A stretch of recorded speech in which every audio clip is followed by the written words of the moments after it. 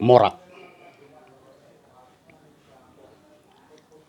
Aku berjumpa dengan Morak pertama kali di komplek WTS, Wanita Tuna Susila, 4 bulan yang lalu.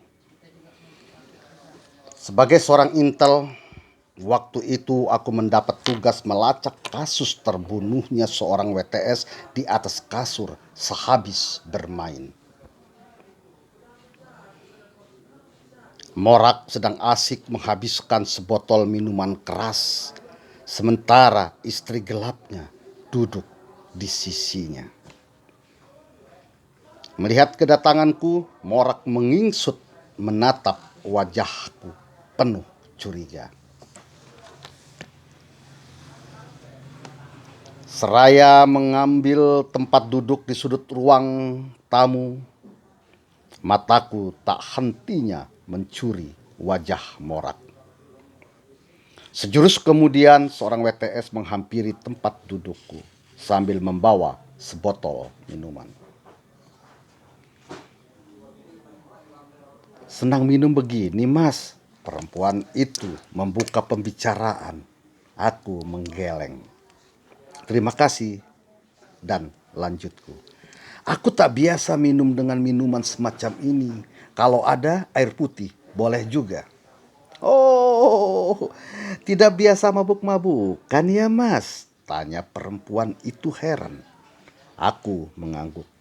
Dan perempuan yang cukup manis itu melanjutkan, "Sebentar ya, Mas, saya ambilkan air putih." "Terima kasih," kataku, sewaktu perempuan yang bernama Narti itu menyerahkan segelas air putih. Aku pun meminumnya.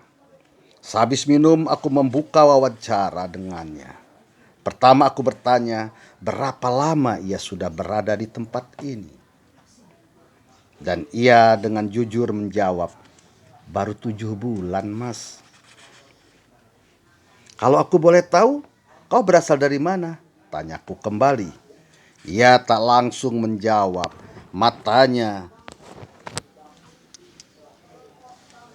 memandangiku heran. Setelah aku mengulangi pertanyaan kembali, barulah Narti menjawab, "Dari Banyumas, Mas.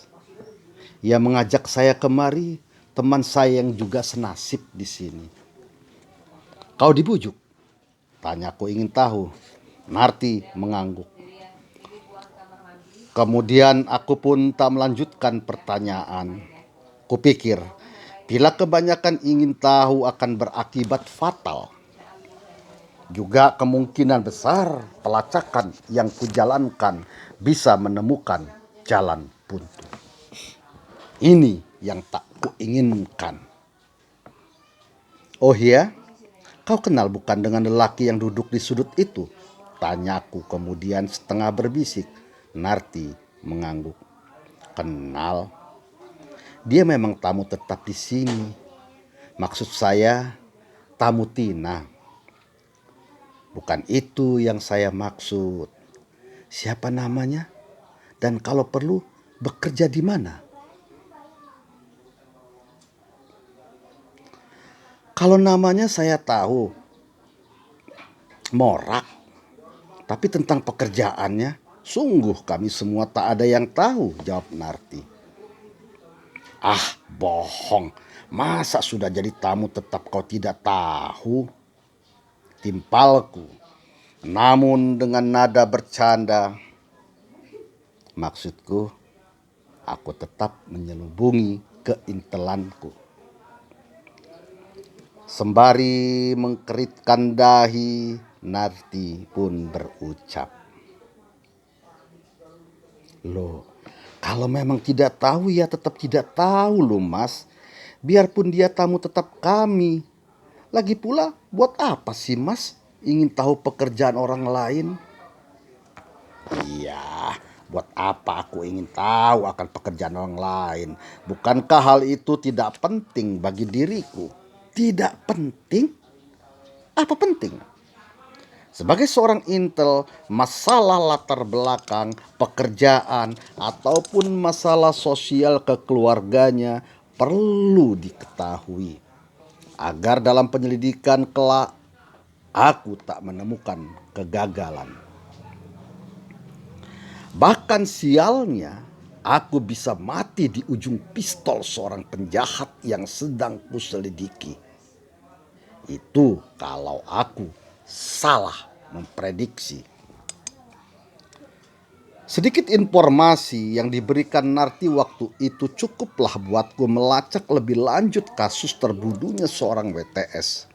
Aku kurang tahu kenapa tiba-tiba aku mencurigai Morak meskipun bukan pelaku pembunuhnya. Minimal aku mencurigainya sebagai residivis.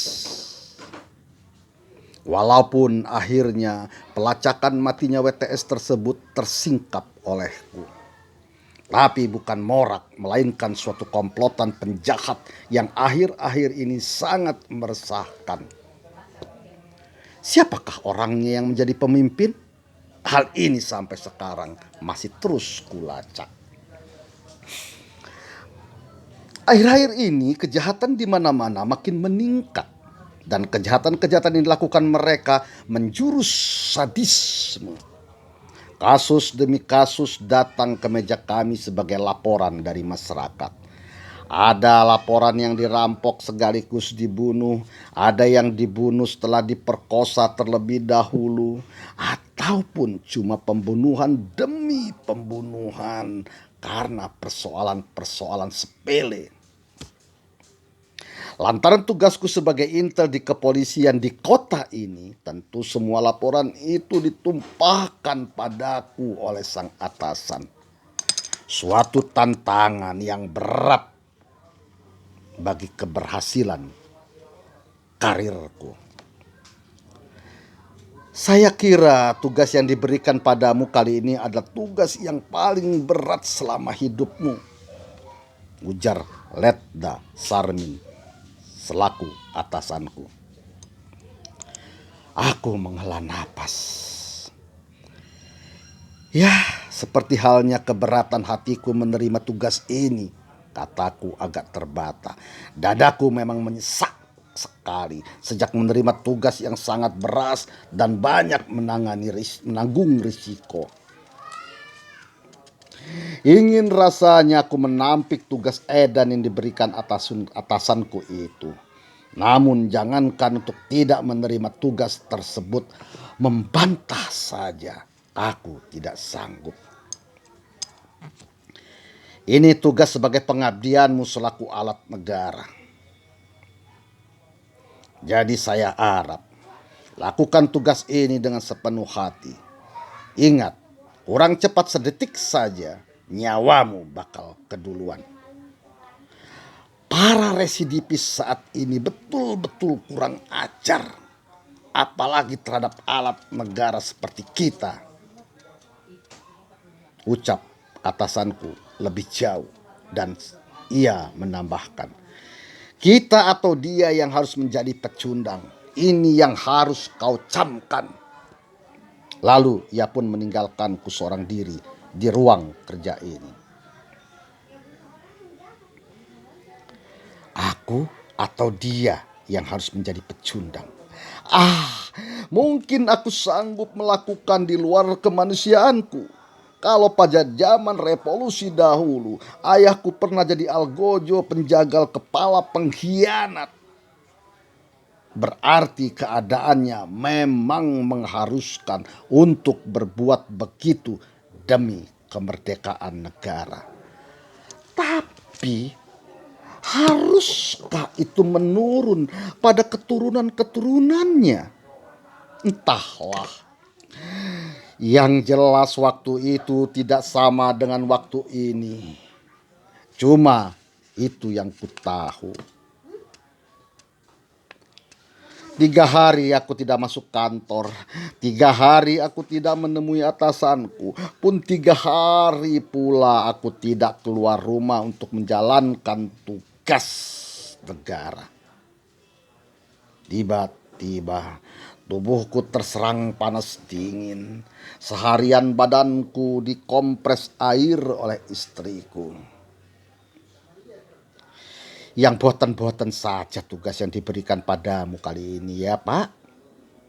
Memangnya tak ada orang lain di kantormu kecuali Bapak yang dapat dipercaya menjalankan tugas berat ini?